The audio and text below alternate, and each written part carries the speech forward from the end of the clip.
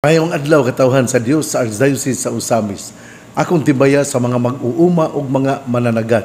Ako pong tibaya sa tanan nga gaalagad dinha sa tagsa-tagsa kasimbahan na binagayod sa Roman Catholic Church, sa ato nga mga promoters of vocation, sa ato nga gaalagad sa Family and Life Ministry, sa atong mga nag-alagad isip mga katikista. Ninyong tanan ako miingon, padayon kay ang Dios nagakinahanglan nga kamo mamahimong iyang mga tiil, iyang mga baog kamot aron mupadayon sa ministry sa pagpang-alagad.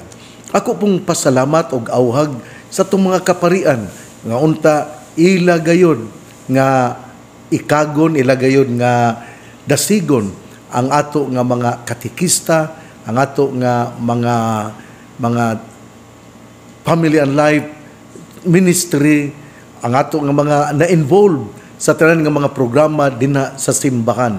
Nga unta dasigo nila aron sila makapadayon sa ilang ministry. Salamat kaayo niadtong ang mga Living the Gospel Community nga gimugna ni Monsignor Fred Kreckenberg niadtong Pitsa 8 da sa ulog silang ika-50 ka tuig isip nga pagkamugna sa ilang religious community.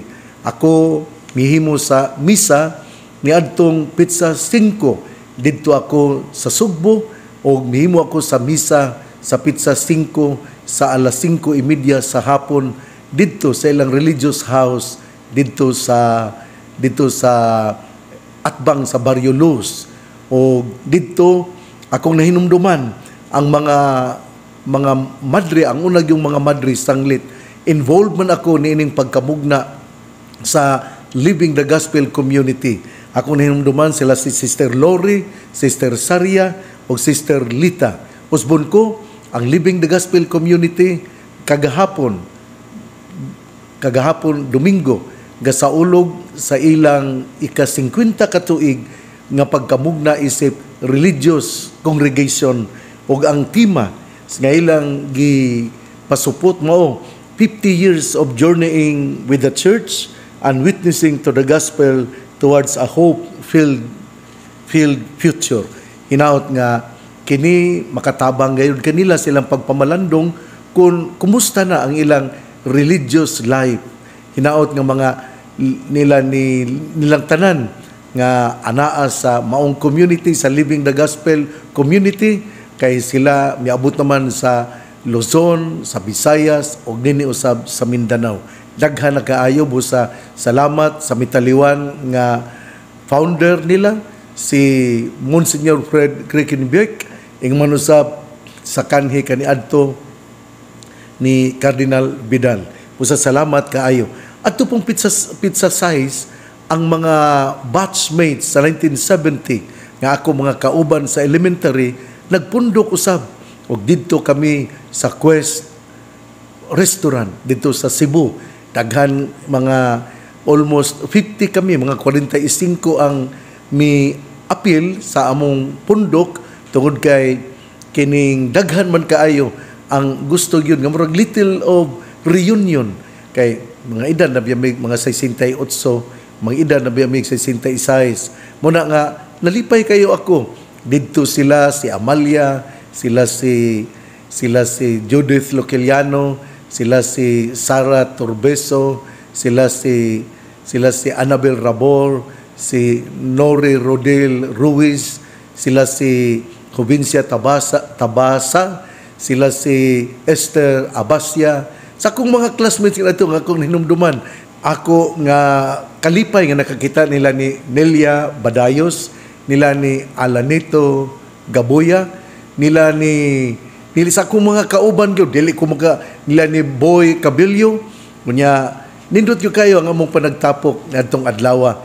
Puno sa kadasig, puno sa katawa, puno sa kalipay tungod kay amo mang gibalikan pagtan-aw o giistoryahan ang amo nga mga kagahapon. Salamat nila ni Adelaido Badayos, kay nindot kay kanta ni si Adelaido Badayos. Nila ni ako namang nasulti nila ni Tomas Sala ug uban pa. Busa salamat kaayo. O niadtong Pitsa 8 dito pud ako sa Lindogon, dito sa kining ang Birhen sa Lindogon, dito sa Simala, Sibunga, Cebu. Busa salamat kayo ni Frater Martin, o daghan jud kayong mga tao nga nanambong, daghan jud kayong mga tao nga misaulog sa birthday ni Mama Mary. Busa ato gyud nga sa ulugon ang kapistahan sa birthday ni Mama Mary. Dinhi pud sa ato nga probinsya, ako pong pasalamat sa kasaulugan sa birthday ni Mama Mary nga gisaulog usab isip segunda patron dinha sa Santa Maria, Tangub City, nga gipanguluhan sa ilang kura paroko ni Father Sandy Kumita. Ingon man usab dito sa Talairon, Oroqueta City, Misamis Occidental. Ang ilang kura paroko dito sa Talairon mao si Father John Lee Sarinas. Di po na ko kalimtan yan itong Sabado, wala na ko katambong sa piyesta ni Father Danny Rodinas dito sa Macalibre Alto. Pero sa gihapon ako miingon, belated happy fiesta sa mga katawhan sa Macalibre Alto nga gipanguluhan ni Father Danny Rodinas. Mori kita sa Ebanghelyo karong adlaw. Karong adlaw atong nga hatagag pamalandong ang Ebanghelyo sumala ni San Lucas. Sa laing adlaw ipapahulay, misulod si Jesus sa usa ka sinaguga ug nagtudlo. Didto may usa ka tawo nga kuyos ang tuong kamot. Pipila sa mga magtutudlo sa balaod o mga Pariseo nangitag igong katarungan aron ikasumbong nila si Jesus nga nagbuhat og kalapasan. Busa ilang gipanid-an pag-ayo kung manambal ba siya sa mga masakiton sa adlaw nga igpapahulay. Apan nahibaw-an ni Jesus ang ilang yunahuna ug iyang giingnan ang tawo nga kuyos og kamot tindog ug dali nga rin sa tubangan. Mitindog ang tawo ug mibarog didto. Unya mingon si Jesus kanila, pangutan-on ko kamo, unsa ba ang itugot sa atong balaod nga mahimong buhaton nato sa adlaw igpapahulay? Ang pagtabang ba o ang pagdaot? Ang pagluwas ba sa kinabuhi sa tao o ang pagpatay ba? Gilibot niya pagtanaw silang tanan ug unya gisultihan niya ang tao pag-ingon, ituyod ang imong kamot o gituyod sa tao ang iyang kamot ug naayo kini. Apan napungot sila pag-ayo ug nagsabot unsay ilang buhaton kang Hesus. Ebanghelyo sa atong Ginoo, daygon ikaw o Kristo. Mga igsoon, atong hinumduman ha, adlaw gyapon kining igpapahulay ug si Hesus miadto sa sinaguga ug nagtudlo didto. Pero may gyud na akong ibalik-balik.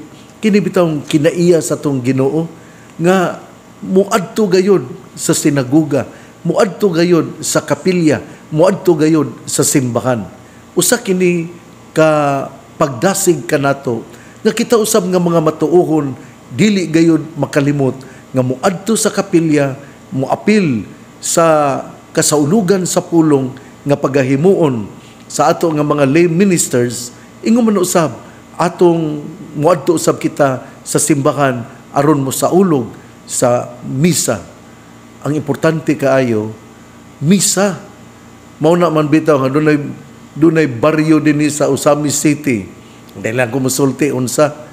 Mas gusto pa ron sila nga magkasaulugan sa pulong. Unya mingon sila ngano man kay aron modako ang amo nga pundo. Ayaw ana oy. Ayaw buhata ang kasaulugan sa pulong nga mura kag nagnegosyo. Dili ka na maayo.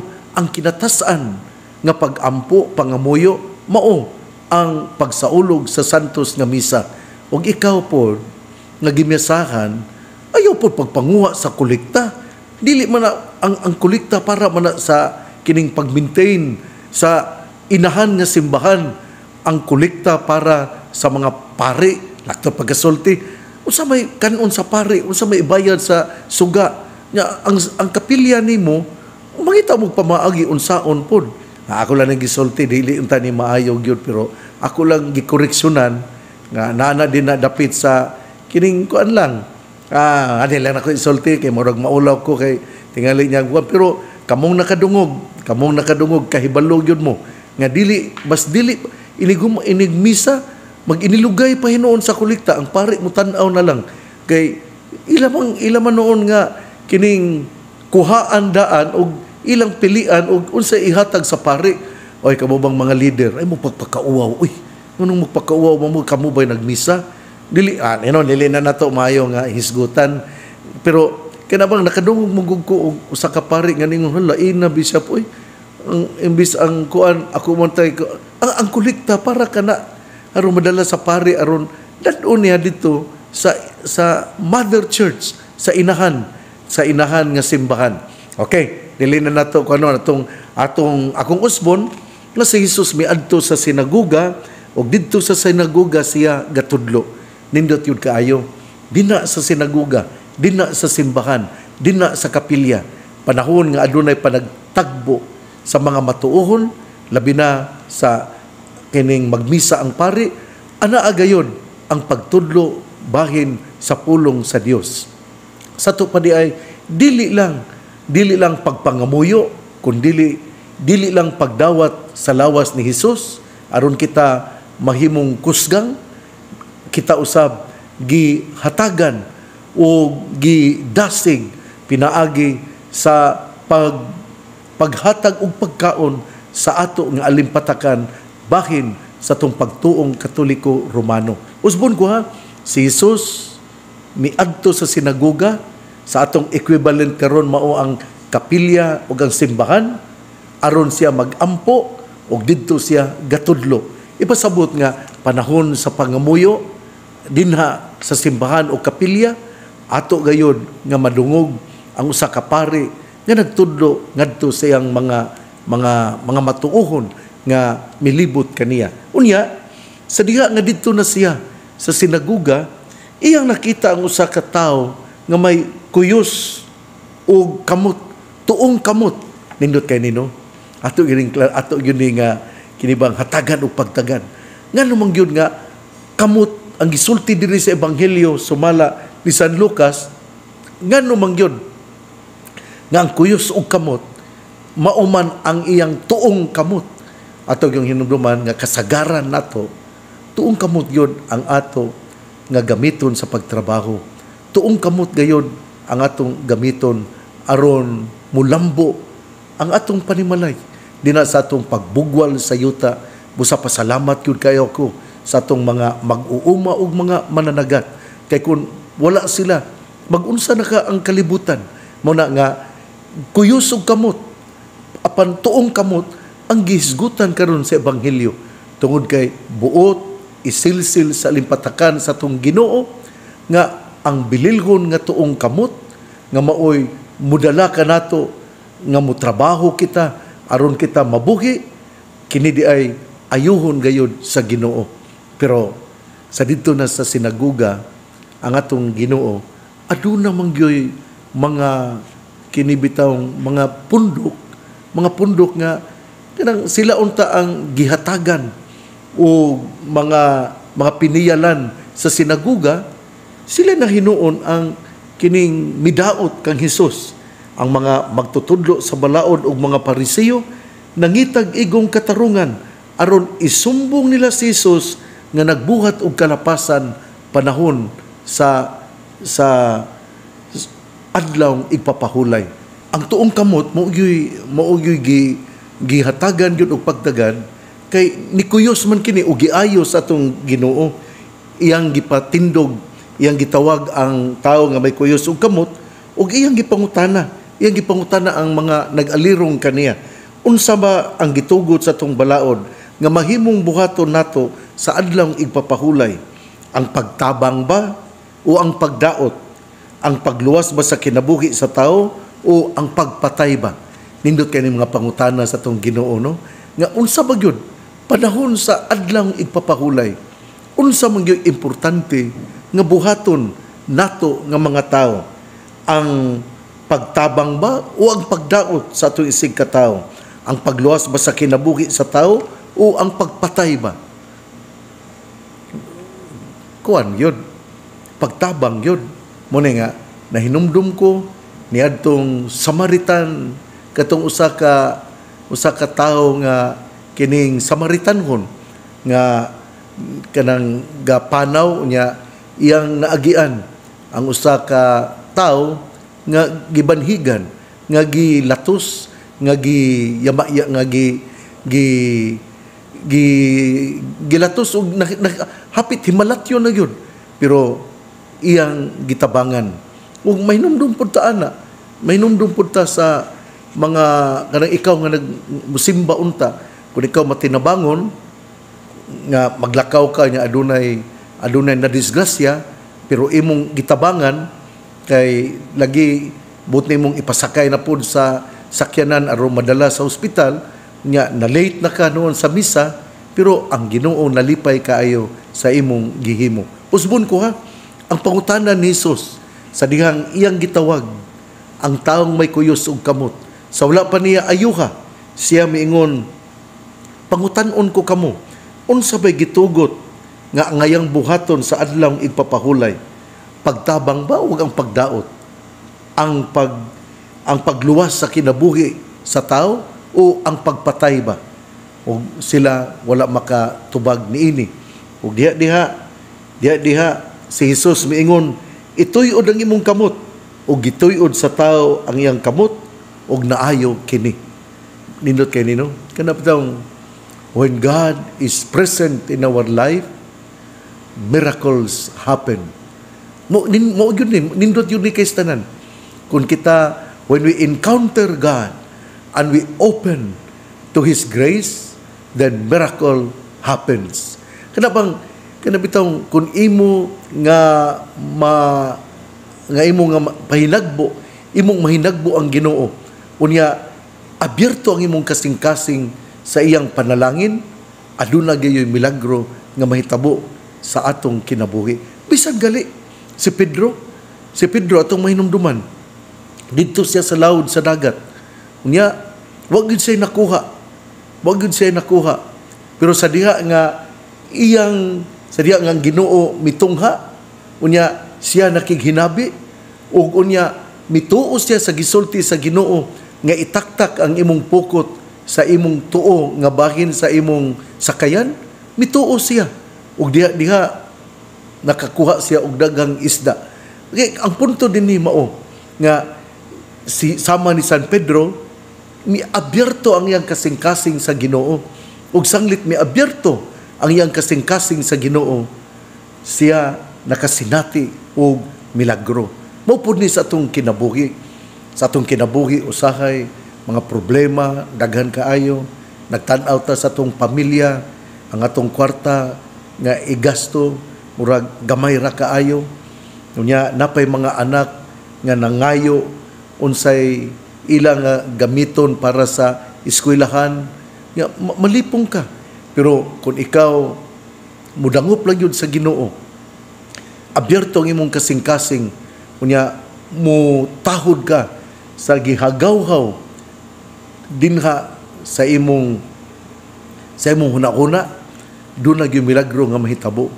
Nipasabot kining ato yung buhaton. Ang maayong butang dili ang ato nga kabubuton. Kung yun ni kanabitang buhata gunagod, di ba, panalanginan kagyud sa Ginoo. Mauni ang nakaanindot karon sa atong pagbasa. Ang atong pagbasa gapahinumdum gyud nato sa tulo ka butang. Una, nga si Jesus adunay gugma nga moadto sa sinagoga, moampo unya nagtudlo. Ikaduha, nga si Jesus miayo sa tao nga may kuyos og kamot, o siya na nakahatag og kalipay sa namilagruhan sa atong Ginoo. Ikatulong punto mao nga ang tao nga kuyos og kamot mituo bahin ni Jesus ug tungod ni ana abierto yang kasing-kasing kang Jesus ug mituman siya sa gisulti ni Jesus. Kay kung wala pa siya mutuman nga ningon man si Jesus kining ituy-od ang imong kamot tindog, ug kung wala siya ug wala siya motindog og ituy-od ang iyang kamot, sa to pa dili pud siya mamaayo. Sa to pa ang tao nga giayo ni Hesus, doon na yung gitawag og obedience to the words of Jesus. Ituy-od ang imong kamot o gituy-od sa tao ang kamot og naayo kini. Nindot yun kaayo yun nga, doon na yun tayo obedience, doon na yun tayo pagsunod sa pulong sa tong Ginoo. Mao na kay kung ikaw kanabang dili ka mosunod sa hagaw-haw sa imong konsensya, kay ang imong yun ang maurag yun ang imong gipaswabi, awag yun kay kaugmaon ana. Kana pong mga anak nga walay obedience. Kung ikaw walay obedience sa imong mga ginikanan, wala yun kay kaugmaon. Kana bitawng anak bitaw nga masupilon. Kung ang imong mama gasigi naghilak tungod nimo, kung ang imong amahan gasigi naglagot na kayo buot nang mo latigo mo bakos nimo, hinumdumi ka na nga ikaw gahatag di ay o kining nagpabadlong ka sa imong mga ginikanan. Kung makabantay ka anak, kung makabantay ka nga ikaw ay nagpabadlong, pag-usab sa imong kinaiya. Usbon ko ha, ang anak nga magpabadlong o gili magmasinugtanon sa ginikanan, wala gyud kay ugma. Unya posible pa nga madaot yun ang imong ugma. Mao man na kanabitong mga anak nga kining abusado kaayo nga kanabitong badlongon dili mutahod. Katong namati nga mga badlongon murag masuko tay mo nako, pero pamatian ning akong sulti isip inyong amahan sa espiritual nga kinabuhi dinhi sa Archdiocese sa Osamis. Kung ang imong inahan naghilak tungod nimo, kung ang imong amahan gustong mo disiplina nimo kada adlaw ug isog kayong magtan-aw nimo, kana mga senyalis kana, mga pamaagi kana aron ikaw mag-usab sa imong kinabuhi.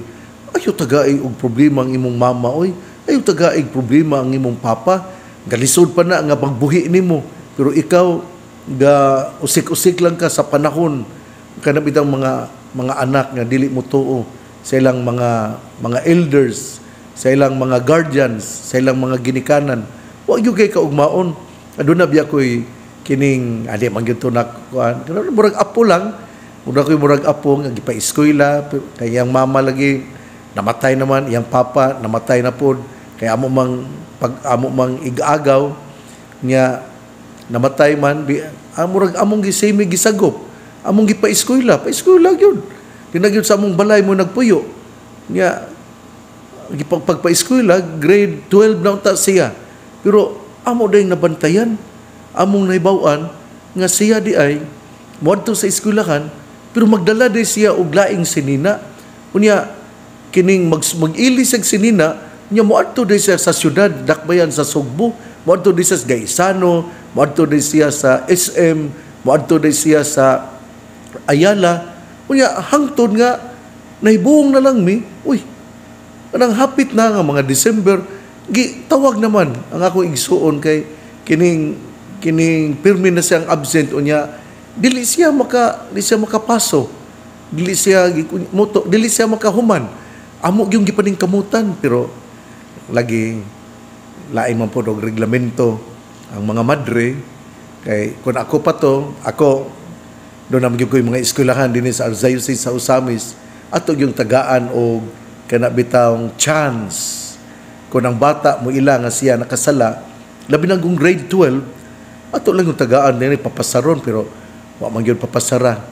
Gilam yung gihagbong, karon luoy kaayo ang luoy kay siya, wala makahumanon, wala makapaeskwelahon ng tanamo, pero di man siya makahuman kay papaeskwelahon na puglain. Mao na nga kinibitawng atong mga Catholic schools. I hope you Catholic schools, the administrators of the Catholic schools are sources of hope for our young people. Kining atong mga batanon na kinahanglan man ni giya. Nya kung ikaw istrikto ka kaayo, muna ka ng mga madre nga istrikta kaayo, ang akong tambag ninyo, mingon tingali mo nga, dili kinahanglan, dili, sabto na to. Nandun na bitaw tayo gitawag og kanaytang kasing-kasing ni Jesus, kasing-kasing ni Maria. Ang kasing-kasing ni Jesus, dili man tingali mo pangimaraot og maayo. Maluoy mo yun na pirmi, pero sahay, ubang mga madre, wa may kaluoy, sura po doy. Na usbon ang kinaiya sa itong mga administrator sa eskwelahan, na disiplina. Pero atong tawagon yun ang elders, paybaw na to, nga kiniday siya, dili pirming mo eskwela, unya, kung dili yun mag-usab, ato inon nga, undang na lang sa. Pero kung kanang mukalit ka lang og pahibalo niya imong taktakon sa pag-eskwela, i-football, adi po na maayo. Nga, basta, ang atong eskwelahan nga Katoliko, importante nga muhatag og paglaom sa mga batanon. Kaya ang mga batanon, naglibog pa. Ang mga batanon, naningkamot pa nga makabarog silang kaugalingon. Pero kung imo siya nga disiplinahon, pinaagi sa pagputol sa iyang paglaom, na ikaw na hinuon ang sinugdanan sa iyang kaalautan, nga alaot siya, nga ikaw man, imbes ikaw unta ang muhatag og paglaom, imo nang gihatagan siya kangit-ngit nga nagdala o dagom sa iyang kinabuhi. Muna nga, ako, para nako, kanang tagaan yun og chance. Atong istoryahan ang inahan, amahan, atong istoryahan ang bata. Pero kung siya yun, dili mutuo, nga continue ang iyang pagbinuang, rason na tingali na. Pero kung wala kay istorya niya, human, imo lang na yung hagbungon, basta isura na, oy, kinaiya, imo na, kinaiya na, butlang, lisod yung kaistanan, na, hala, ato ginahinumduman ha, nga si Jesus, gahatag og paglaom, sanglit siya gahatag magpaglaom, iyang giayo, ang tao nga may kuyos ug kamot. Salamat kung kini ato nga mapamalandungan nga kung anaa gali ang Ginoo sa atong kinabuhi, aduna gyoy milagro nga atong masinati. Pero importante mao nga kita usab mutuman sa iya nga isulti kanato. Kay kung wala pa mutuman ang may kuyos ug kamot, ang may kuyos, ang tao nga may kuyos ug tuong kamot, sa diyang mingon natong Ginoo, tindog ko niya ituyod ang imong kamot, ug wa siya mutuo, hindi ko siya mamaayo. Muna nga, ang role sa obedience, importante gyud kaayo sa kinabuhi sa tao. Mapari ka man, mamadre ka man, kinahanglan gyud kaayo nga naa ang obedience. Di na sa pamilya, di sa banay, mga anak, importante gyud kaayo ang naa ang may obedience. Ikaw nga nasa opisina, gusto kang ma-promote, pero wala kay obedience sa imo nga chief din na sa opisina, ay dili man ka i-promote. Kaya ang imo mang chief, mauman ang recommend mo aron ka ma-promote. Nakasige lang ka og magsige lang ka sulti nga ikaw bright, may ka musulti, may ka spokesman ka, articulate ka. Pero sige kag panaway sa imo nga kining chief din na sa opisina, nya kanang magsige kag panabi nga bugo ang imong chief, ikare bright, dili ka ma-promote. Oy, muna nga, importante kining obedience. Di na sa opisina, obedience. Di na sa panimalay, obedience. Di na sa simbahan, obedience. Ang mga pari ug madre, obedience ngadto sa obispo. Without obedience, the place will be very chaotic. Without obedience, there will be turmoil and tension in that place. But with obedience, there will be peace, there will be harmony, and there will be progress in that particular place. Muna nga, mauman bitaw nga, ato yung suportahan po ang atong gobyerno. Ang atong gobyerno, naginanglamin nagsuporta po nato. Atong gobernador, dili lang pirming i-criticize, atong usay mga nahimo, nga burag naisayop, criticize on yung maayo.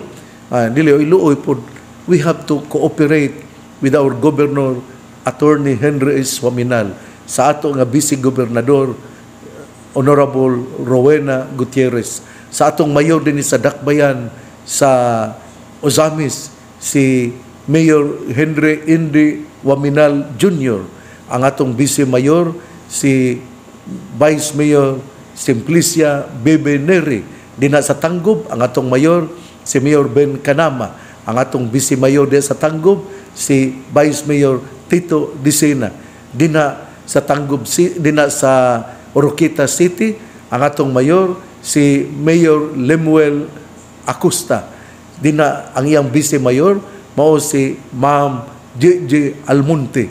Mutabang kita, mutambayayong kita sa itong mga elected officials. Pero may ginako ning isulti.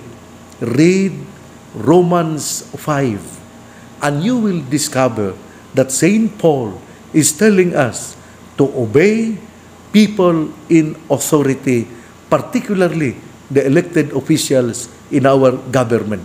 Muna nga, Romans 5, basahan ng tanan, muna nga, obedience is very important. Igsuon, ang mayong balita ngawang pulong ni Jesus, ang ngayang pamation, pamalandungan, ug paningkamutan nga mapuy-an.